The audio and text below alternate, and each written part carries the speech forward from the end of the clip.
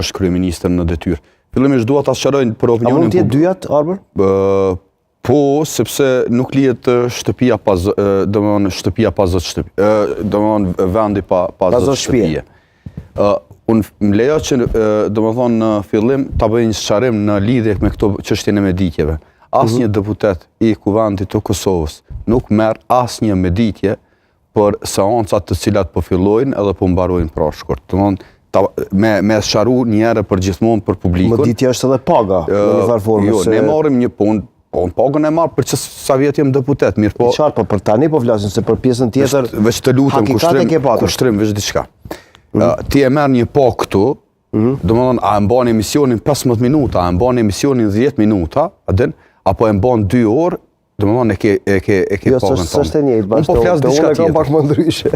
Jo, unë e kam problemin të çështja e meditjeve. Pra, deputeti i Kuvendit të Kosovës nuk paguhet për pjesëmarrje në seanca.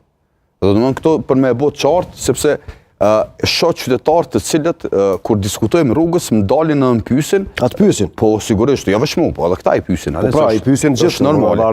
Tash te faji. Unë mendoj që në akvendimin e vitit 2014 të gjykatës kushtetuese thuhet qartazi që propozimi dhe në ekskluzivitet kryetari i Kuvendit të Kosovës ose kryetarja i takon pra subjektit parë fitues.